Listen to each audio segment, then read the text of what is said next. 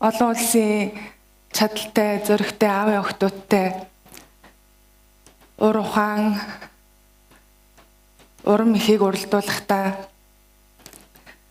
тэдэнд бас надад нэг зорилго байгааг ухамсарлаж би маш их эрлэгддэг.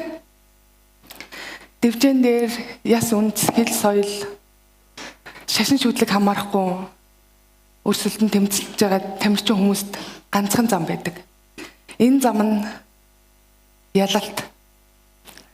Миний сонгосон зам бол эх орноо дэлхийн тавцанд алдаршуулах ялалтын зам.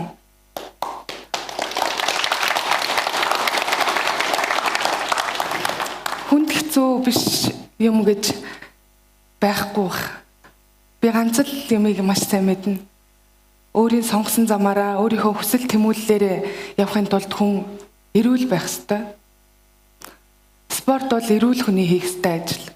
Өвдсөн ч, гэмтэл бэртэл авсан ч би маш түргэн идгээд араас гарч ирэх залуучуудаасаа одоо урьдчилж өөрийнхөө зорьсон зорилгот хүрсэн байх ёстой.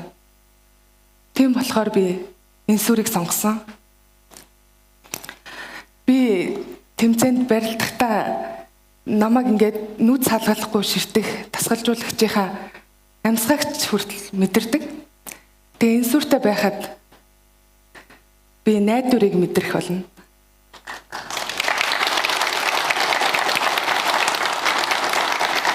За тэгээд даатгал бол дархлаа юм.